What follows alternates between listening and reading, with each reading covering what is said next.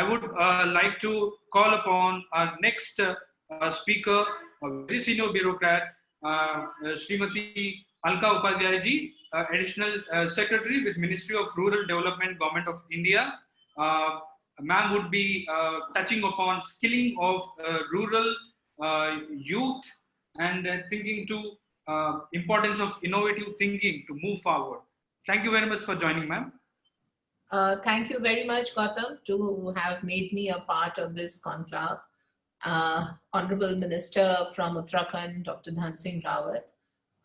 It's really a pleasure to have heard Dr. Sinha and my colleagues over here, many of whom are friends, Monica, Caroline, I'm seeing they're all friends, and many others whom I have been meeting. So it's really a pleasure to be here and to be talking about this entire skilling scenario in India. And since Monica has already touched upon the higher education issues, I would not be talking on these issues, but I'll get the perspective of the 229 million population in the age group of 15 to 20, from the age group of 15, who are now the people who are the youth of India, and they are the work ready force. And the question is whether they are work ready force and how can we make them a work ready force. This COVID also has opened our eyes in a different fashion now.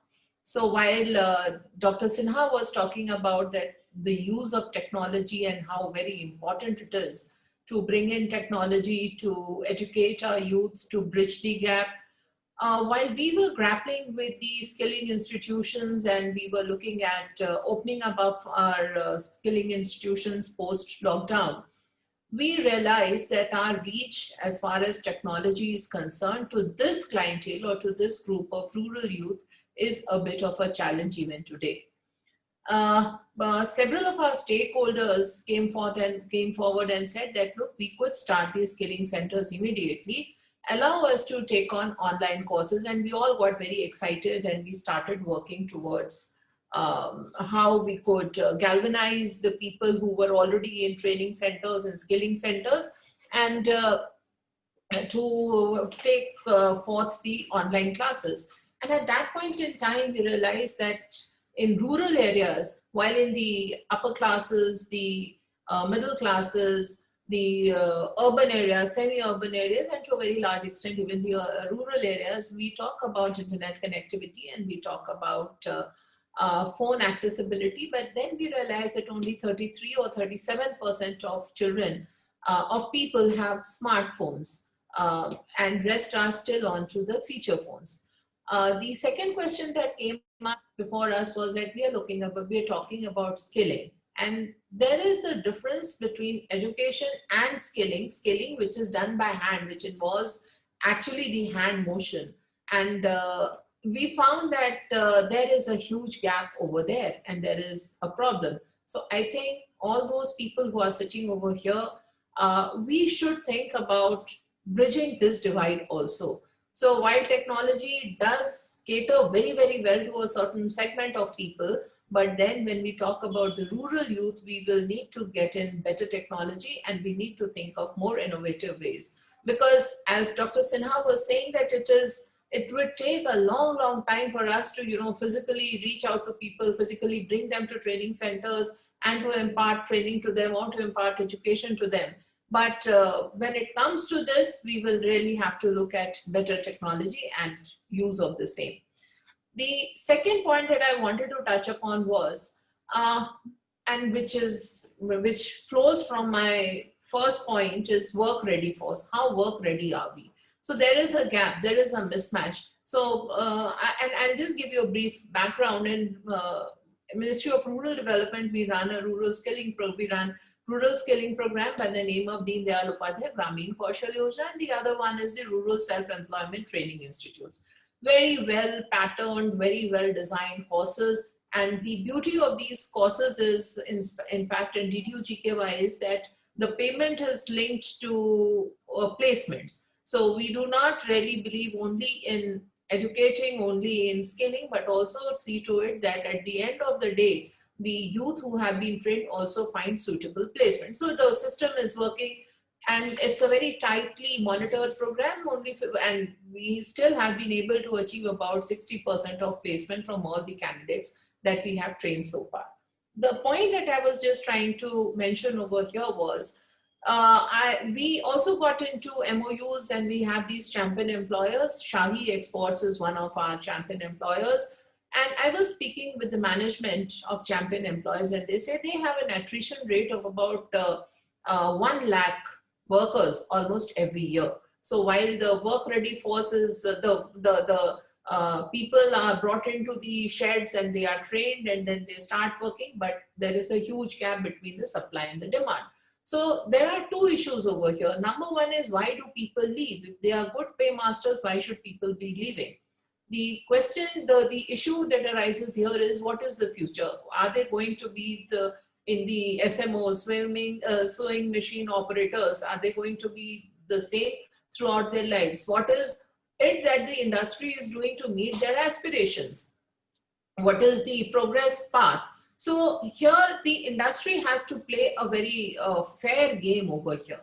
And they have to ensure that people who come in, it's not only that they take people at one particular stage and then after that people stagnate, because then there will be these attrition issues that will always be there.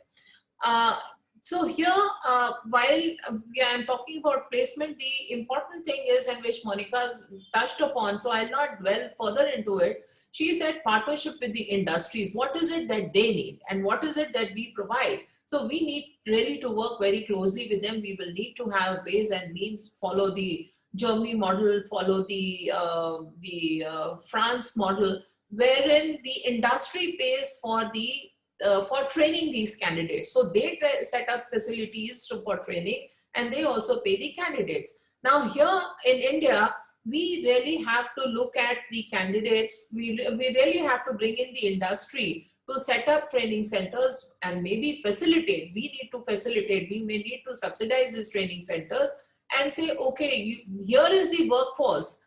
You make them ready. You train them according to your needs. So I am a firm believer of the fact that having these institutions who are known as project implementing agencies or scaling partners may not serve the entire purpose. It is the industry which will have to step forward, and we have to create such partnership through governments to help them prepare these people. So this is one of the important agenda items that we need to take on. The next point that I wanted to talk about is, we know that Filipino maids, Filipino nurses, they are popular everywhere and you find them everywhere. So what happened over there and why us? And of course, we have our own example of Kerala, where the nursing staff is all there in the Gulf countries. They're all over there. So what happened in Philippines? Why could our nurses not really go up to America? They could not go to the Western nations, other European nations. So what Philippines did as a very smart thing was, number one, they started their English speaking courses and they took it up very, very seriously. That was one. Number two, they adopted international certifications standards. So their curriculum was, one, according to the international curriculum. Two, their certification was that which was acceptable internationally. So the American Nurses Association curriculum and certification happened. So that created a path for them to reach out and to go to other places and to spread across the world. So we will also, so while we have the sector skill councils and we have the industry forums, etc., we also need to now look at meeting the need of other nations. And truly speaking, there is a huge need. So plumbers, for instance, Orissa is a big supplier of very good plumbers, and they're all across. They also go to some of the Southeast Asian nations. But this is pockets, bits and pieces, but it is not that they are certified or they have some kind of a proper certification. So this is something that I think will be very important, and we all need to look at this opportunity also, how to train our manpower for the international market. In DDU GKY, we've made some efforts, And in fact, when I'll go to this fact about international placement, there's something else which is very important. So what about our trainers? What about the overall requirement of trainers? We don't have sufficient trainers. So when we go to these training centers, very often you come across a person who has been working, so for example, as a welder. So he has been working as a welder and he's very good at it, and hence he's brought into the center to teach them. But you know, education also needs a certain kind of pedagogy. So I may be very good at something, but unless until I follow a certain route of teaching or a certain pedagogy, I would not be a good teacher. So certification of the master trainers or our trainers, that becomes very, very important. So I remember there was this Australian trainer certification program which was taken up in Orissa with the help of the Ormas over there. And it created a chain, and it created, in fact, it built up the human value chain in such a fashion that not only these trainers were adequately trained and certified to be of good utility, to be good educators to our people, they also moved up the ladder, and we know of examples where these people went abroad again as trainers. So this is the, you know, enhancement in the value chain. I mean, the talent is immense. Girls and boys are doing extremely well. So I came across a DDU-GKY candidate, and I was so impressed. She, in one of the events, we had called her, and it turns out that she came by flight, and she was the international brewmaster. She had won that title somewhere in Brazil or South America. One of the places, I'm forgetting the place. So once you give them opportunity, I think this talent would really be able to do wonders. Now, my last point over here, education, skilling, vocational education, while the new education policy has been talked about, and I think Monica is in a better place to be talking about this, I would not repeat on that. But simple education. So, and we come across such people, such youth every day. And so I'll just give you one example. So I didn't know, there was some young person who was telling me this, that she didn't know what is the difference between Diwani cases and Faujdari cases. So she asked about this to somebody who was studying law, कि दीवानी और फौजदारी में क्या फर्क होता है? So Diwani is civil cases and Faujdari is criminal cases. So this person who was studying law did not know the difference. So this was a young girl who didn't know anyway, because she was not studying law and she didn't have that Hindi, English Hindi problem was there. But this was somebody who was studying law in the Hindi heartland of Uttar Pradesh. So education is fine, but how to make it good education and how to give placements to them. I am not even going to talk about this race of setting up of engineering colleges and how everybody became engineers, and now these engineering institutions are running B.Ed courses, so on and so forth. So, I mean, that was a topic that Monica has already spoken about. Now, finally, to conclude, the numbers are huge. The numbers are absolutely huge. The pace at which we are moving is absolutely slow. So in rural development, we skill about, at the current pace, is about 6 lakh candidates every year.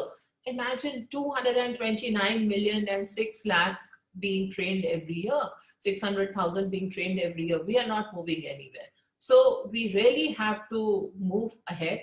We need to get in the industry. They also have to play their part. And at the same time, we need to subsidize maybe the apprenticeship. We need to bring in more and more of them to take part in skilling and get good workforce for themselves.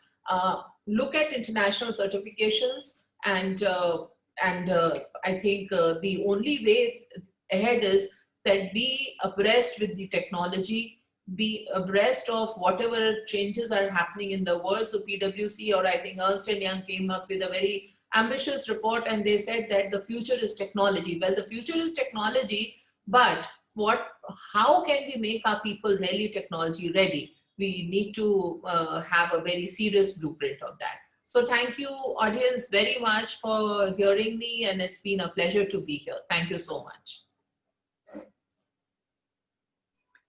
Thank you very much, Alka ma'am. It's a privilege to have you on board and hear you about the rural skilling and the way forward.